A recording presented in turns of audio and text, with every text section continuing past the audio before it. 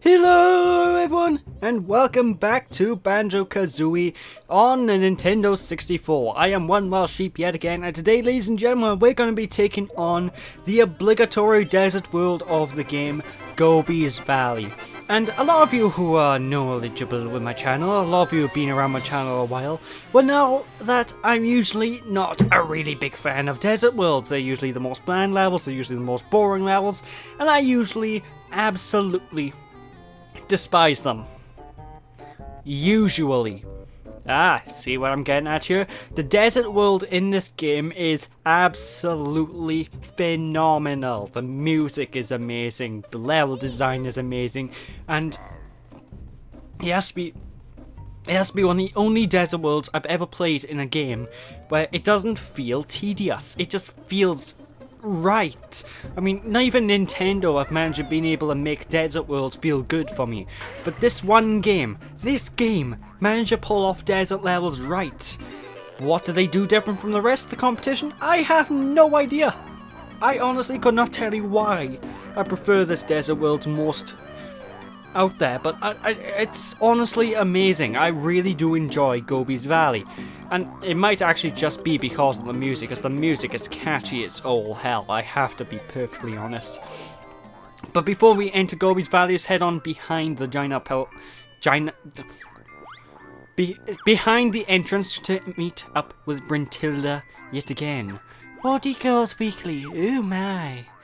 While sipping a glass of her favourite cold worm juice. Yeah, well, what do you know? One thing I'm really sad they got rid of in the second game is Grunty's rhyming and constant nagging of you during the game. I really loved that about this game, that Grunty, as you're progressing through the castle and whatnot, she'll taunt you and she'll continuously give you rhymes and whatnot. And it adds so much character to the game. And that's one thing I really got disappointed with when they got rid of it in the second game. You know, the second game improves on a lot of things and ruins a lot of things, but, you know, Grunty's rhymes are something that I really like, you know?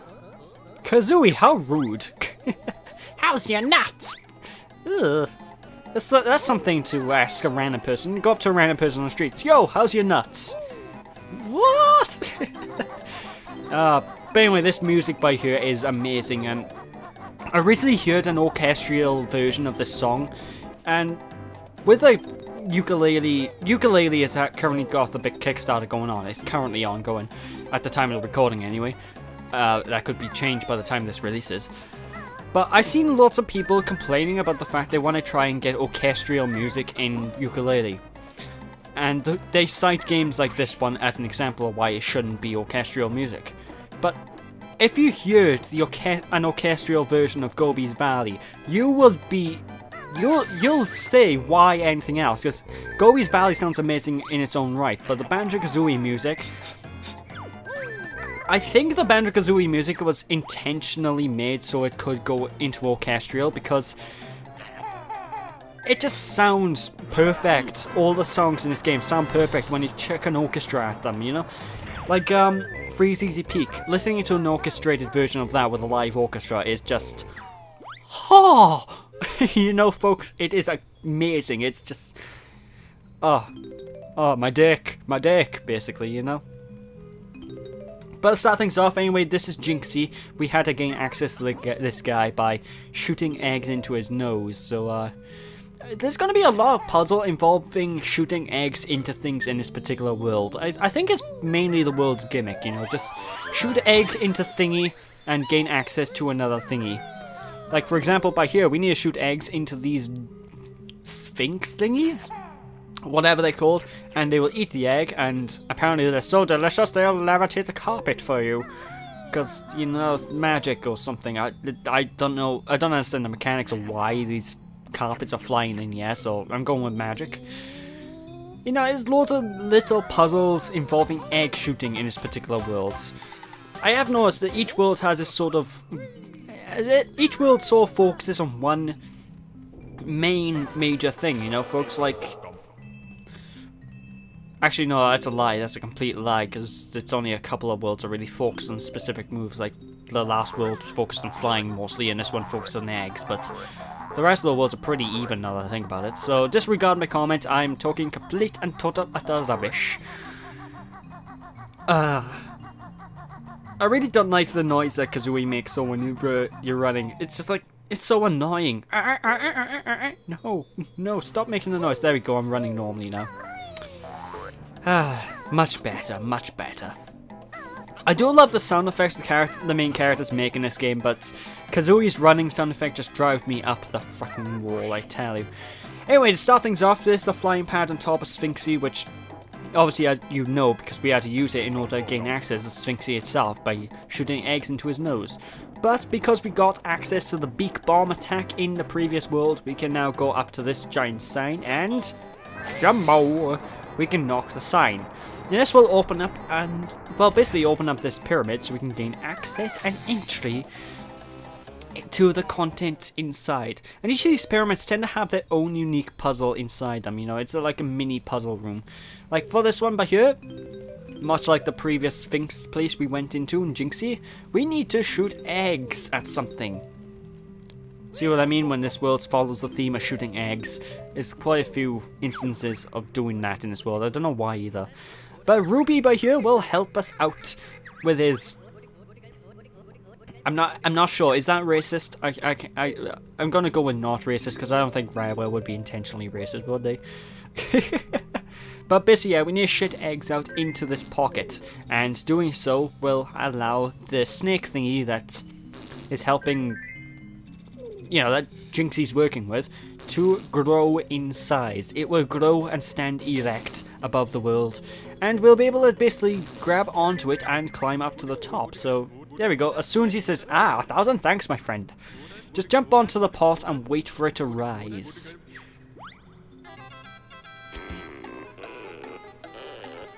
I like this up-tempo version of Gobi's Valley music. You don't hear it much though, sadly. I don't know why. It's a nice little jingle. I like it. But yeah, with that, that's basically... Why am I standing still? There we go. I thought I left in me going AFK or something for a minute then. That would have been bad. That would have been bad. I'd have to redo the entire commentary. Well, I wouldn't have to redo the entire commentary. I'd just have to re-edit the entire thing, so... I digress. But you might have noticed that giant statue thingy with a ring around it. I believe that's what we're going for next, and... Whenever you see those from around the world, basically you need to take this flying pad and fly through each of the rings. Doing so, well, it'll bring up a new ring that you can fly through.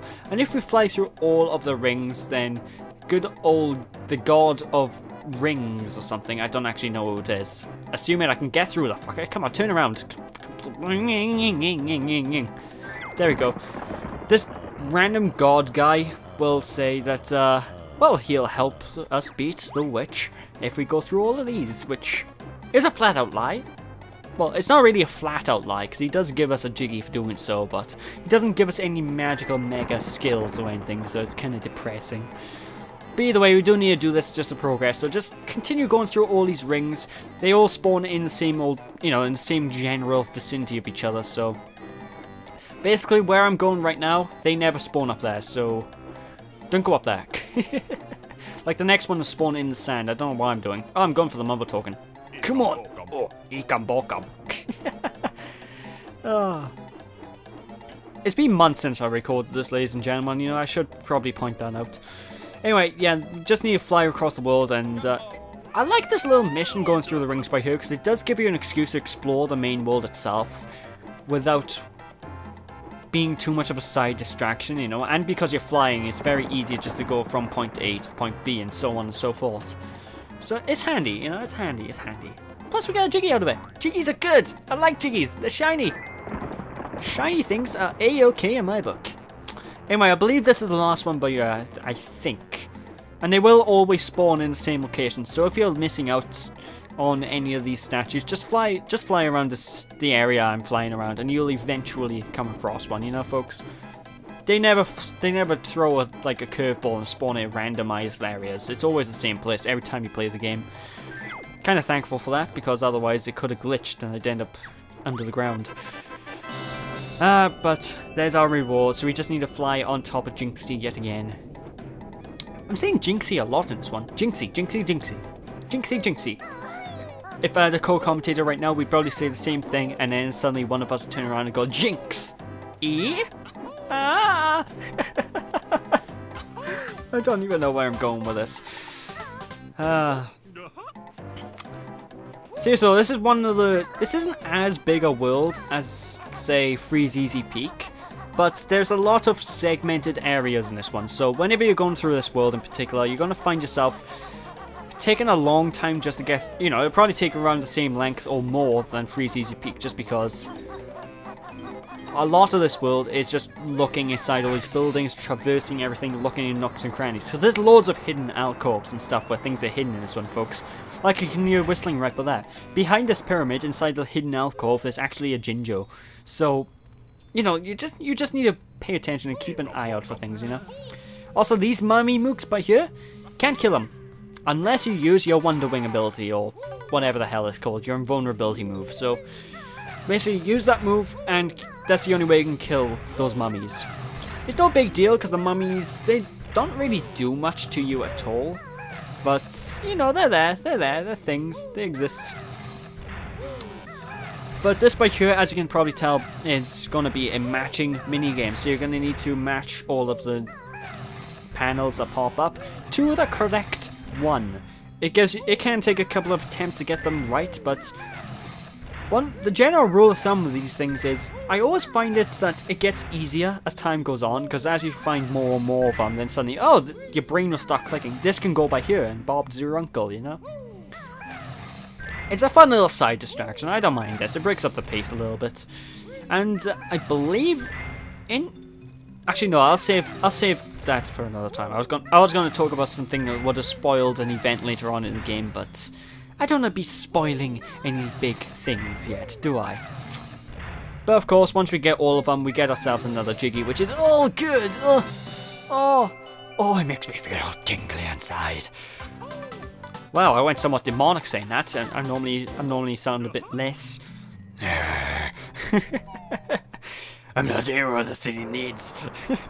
Hero deserves. I'm Batman. But I digress. And we also need to pay attention to all of the steps and stuff, because you'll notice that there's loads of notes on each of these stairways, so you need to stand up on each of the stairwells and just pay attention, you know. Honestly, when you know what everything is in this world, it is easy to find everything, because, like I said, nothing's randomized in this game. Nothing changes at all. Everything's always the same every single playthrough. But, you know, your first time run through this world, it can be a little bit daunting, I suppose, because this is where the worlds get more complex. This is where things start to really ramp up in difficulty. Although, it's not as bad as, say, Mad Monster Mansion, which is probably the first world I'll say that'll really give you trouble on your first playthrough of the game. But, I digress. Anyway, this here, ladies and gentlemen, is the titular character. Titular. Sorry, immature joke outside. This is the main character for this world, Gobi. And, of course, we just need to free him and he'll give us a Jiggy. Now, Gobi's going to be a character that's going to be very prevalent in the Banjo franchise after this point, and he's going to appear in a different level later on as well. You know, this isn't the only stage he appears in, ladies and gentlemen. But I don't think he shows up in the later level if you don't do what you need to do with him in this world first. So just pay a bit of attention with, you know, just look for him, knock him whenever you see him, and everything will be just fine and dandy. Anyway, these speed sneakers yet again, which, oh, I never actually went over them before, okay. Well, in order to get hold of these things now, well, the molehill, in which case hides the additional power-up, is just over here on this giant sandfall. On my first playthrough of the game, it took me so long to find this thing, because, again, pop-in issues. This game doesn't have the best draw distance in the world. You saw the molehill pop-in, and it wasn't even half a mile away, it was just there. But go and speak to Bottles, and we can actually use these sneakers, which will speed us up. And it's kind of like the sneakers in Sonic the Hedgehog, really. You'll be sped up for a short amount of time, and during a short amount of time, you'll have well, you'll just be faster. There's not really anything I can say about that. Dung beetle enemies. I find these a lot more manageable than the than the Dragonfly enemies.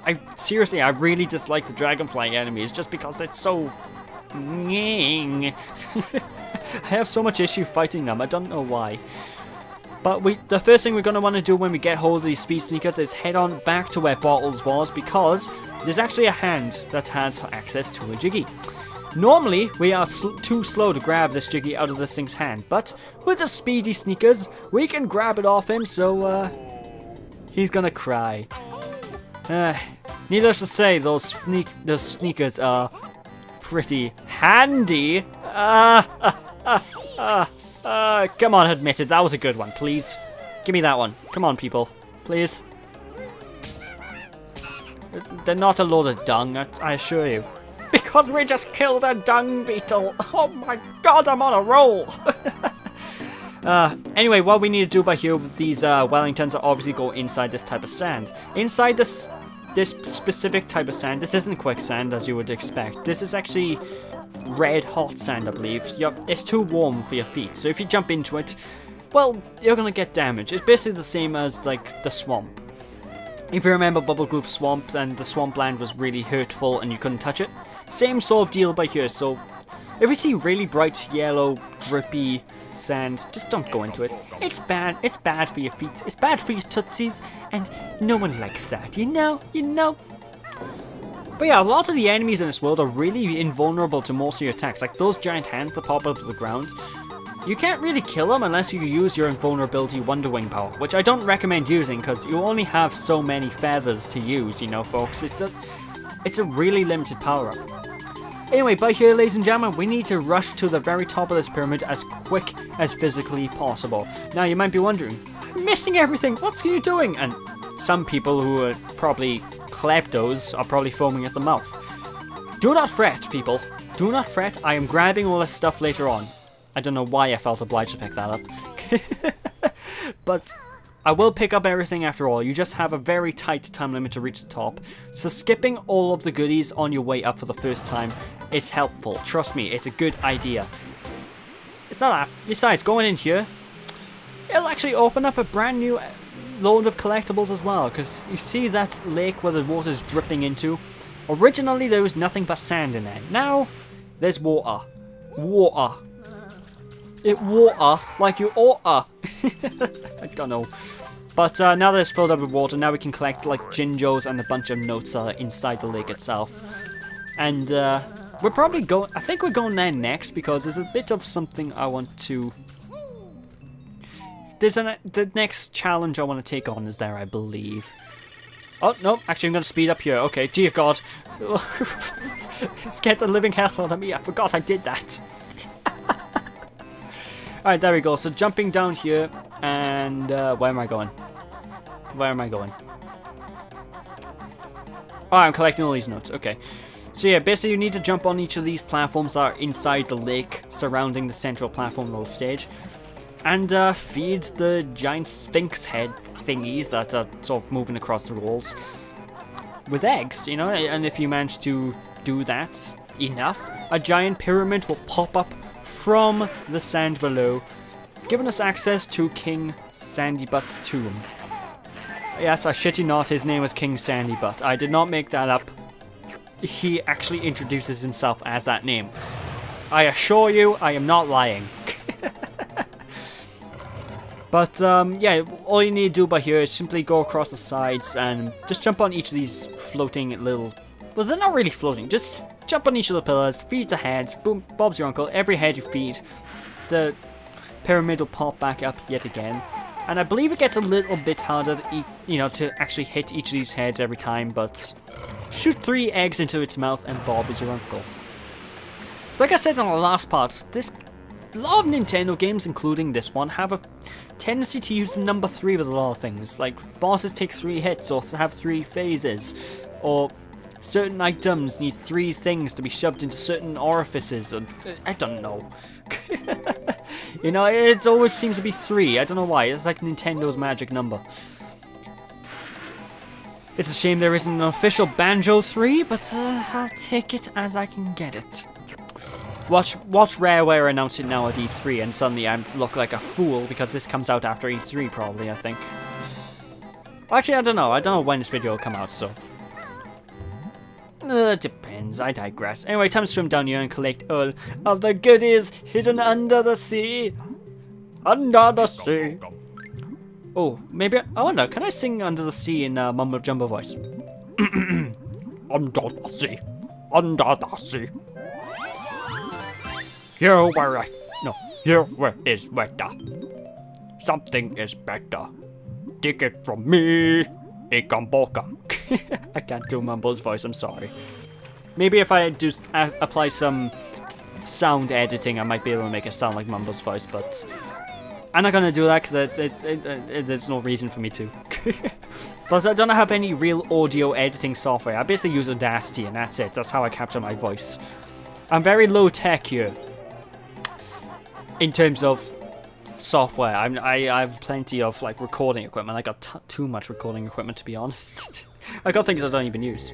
But there we go. Now we have access to King Sandybutt's tomb, and this, ladies and gentlemen, is going to terrify you first playthrough. The music, I shit myself the first time playing this game with this music, because you walk in here very calm, and suddenly, and then the only thing I can think of, oh shit, we got to get to the end of the stage. Don't panic. Panicking will kill you in this. Just follow the same path I'm going, and just keep a calm head, and you'll get through this more than easy enough. They give you way too much time to get through here, you know, folks. So, I advise going to the end, because otherwise you're going to get crushed by giant spike pillars, and that's above you. And then, whenever you reach the end, take this route by here to get access to the Gruntilda switch. Which, obviously, will cause this thingy to open. Yay! Another shiny thing. Oh, I can't wait to get it. Oh, I could be adding that jigsaw piece to my collection. Yeah, so I'm gonna have some caviar too. Oh my. I've done that voice a hell of a lot in this playthrough. This playthrough has a dangerous amount of lack of Luigi. Yeah, what the gives? Where's the Luigi in this playthrough? I'm sorry, Luigi. I'm sorry. You just haven't been brought up. Yeah, well, make sure you bring me up more. Oh, okie dokie. Sorry. What am I talking about? Anyway, be careful. Go inside here because you need to check out all of these vases. Otherwise, well, you may miss that Jinjo and a couple of other collectibles. For example, we wouldn't be able to collect that Jiggy if we didn't collect that Jinjo that was in that vase, you know? It's... you gotta keep an eye out for these things. You gotta keep an eye peeled. But no, I do kind of like how this world sort of has its own little challenge rooms. That's like the main thing of this world. It's mainly, like I said earlier, it's sequential. It's based, you know, everything takes place in their own isolated little areas. And I do like that because it adds a little bit of, not so much exploration, but this is like the mini-game portion of the game, you know? There's loads of worlds that have little mini-games, little challenges inside each of these pyramids you can just explore and look out for, you know? But, yeah. I can't stress how good the music is, seriously. I know I've been gushing about the music the entire playthrough, but oh my god. By the way, be careful going through this cactus that apparently has eyes. Okay, I've heard of the hills have eyes, but this is ridiculous. And you could be able to get yourself a honeycomb piece. Just be careful of it, because you can easily clip the edges, and it's a bit awkward. It's all about timing your jumps properly. But remember Gobi that we freed earlier on? Well, it's time to start abusing him by ground pounding on his back. Because, well, we need to help the tree, but Gobi is hoarding all of the water. Come on, share some, mate. There's plenty around. There's an oasis, for fuck's sake. But with that, Trunka feels great, and now he's gonna stand erect up into the sky. That's twice I've made an erect joke. Huh. Anyway, we need to basically jump on one of these trees across and just do your normal hover jump and reach the Jiggy, and that's basically all she talked about, you know? That's all she wrote. And with that, ladies and gentlemen, that is all of the Jiggies left in this world. Now, you might be wondering, why are we going back through the world? Because we haven't collected all of the collectibles yet. Because we still have one honeycomb piece and the rest of the very glorious very glorious notes to collect. I think the last of the notes are pretty much on this sand pile down by here, so you just basically need to grab the Wellingtons to run across. But the Wellingtons I'm gonna grab last. No, yeah, I'm gonna grab those last because I want to just fly up here quickly first, you know? Because the honeycomb pieces are more important to me. Extra health, extra life is just a requirement, you know? Oh, God, no! Don't leave me! Fortunately, we have the powers of editing, so I cut out all of that waiting for it to come back. This is the second place for this little Magikarp to pop in as well, so just pay attention to that. And if we fly all the way up here, and this is the last arrival of Gobi. Oh yeah, there are a couple of notes up here, so we do need to go up here anyway. But yeah, with that, he's leaving to find some peace and quiet. And he does find like the most tranquil world in the game to go to, which we're going to see later on, so there's a plus. But with that, yes, an extra health piece for me. Oh yes, soon everyone will bow before the power of Banjo and Kazooie. Anyway, that door behind us, we're not going there. Like I said before in the previous level in Freezeezy Peak, there's an item in there that we want to be bothering and collect because obviously, just like in Freezeezy Peak, we're not meant to actually have access to that at this point in the game, you know? We're not meant to have access to that in this, at least this version of the game. So, yeah, I'm gonna ignore that for the time being. But I will be returning. I will be back, and there will be vengeance. Yes. But I digress. It's time to collect these last couple of notes, just sort of floating on in the sand over here. And we're pretty much done with this world, ladies and gentlemen. So yeah, overall, I love this world. I really do think it's like one of the best desert levels in gaming, you know, it's fantastic. And one thing that you might have noticed as well, every time you get 100 notes, it kind of acts like you get 100 rings in Sonic the Hedgehog. Because you get an extra life every time you get the 100th note, which I think is interesting considering your lives don't even save when you turn the game off, which is why you've been seeing my lives reset to 3 like every couple of parts, you know. Because I always play these games for like hour sessions. I have to turn these games off after a while. It's with every game as well. I always have to play something else every hour or so, because otherwise I'll just get burnt out. But I digress. Anyway, it's time to get hold of that Jiggy that should be opened up in that sarcophagus that we opened up earlier on. So, yay! Wait, where are you going? No, go back! Go back! Get the Jiggy, you fool! Get the Jiggy! What are you doing past me? Oh, God. Why? Well, I assure you I get the Jiggy at least at some point. I assure you. Trust me, I'm a professional. I know what I'm doing. I hope. But anyway, now that we do have these speed shoes, we can actually pop on up here and do the shock jump. And remember back in Freezeezy Peak, we opened up a Jiggy in this giant collection of, shall we say, rooms. I'm going the wrong way. There we go. Well, like I said previously, we need to go to the stage. Now these things are done, so let's just boop on the flight pad panel and run as fast as you can. Just... or fail completely. If you make a mistake like that, you have to stop and wait for the timer to go down, because otherwise you won't stand a chance in making it to the flight pad. So, wait for the timer to go down, try again. Boom! So yeah, you do have literally a split second at most to get to this, you know. You really need to rush and take the corner as tight as physically possible and turn the corner perfectly as well. Otherwise, well, look how close it was. It was literally 1 second from exploding. And you could either take the lower route to get in, but I prefer to take the higher route to get to this because it's less of a risk of me landing on the floor if I take the higher route, you know. Plus, I'm a bit further away from that giant snowman down below, which makes me happy because the snowman... oh dear God, never mind. He has one hell of an arm on him. Wow. Must be a pretty cool guy. Get it? Because he's a fucking snowman. But I digress. I believe now it is actually time to open up another one of the glorious note doorways so we can actually gain access to the next world of the game. Which, again, is one of my favorite worlds of the game. And I'm going the wrong way. Okay, so maybe I I don't know what the fuck I'm doing. Okay, I'm assuming now I'm getting the Jiggy. Right? Okay, now I'm getting the Jiggy. I don't know why I didn't get the Jiggy by here first and then got... Whatever. In some twisted world, this makes sense. And we got 7 Jiggies in Grunty's castle already. We're almost at... We've almost gotten all of the Grunty Castle Jiggies. Jesus Christ. And I know it's called Gruntilda's Lair, people. I just like calling it Grunty's Castle, because... Let's face it, it might be a lair, but it's still a castle.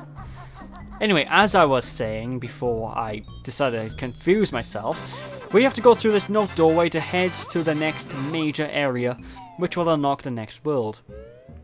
And this may be the point in the game where people might get thrown off on where to go properly, because you have to go all the way across this way and then backtrack to the previous room where we actually unlocked Gobi's Valley originally. So, in order to unlock the next worlds and go to the next world. So it can be a bit tricky for people to figure out, okay, where have I got to go? I have no idea.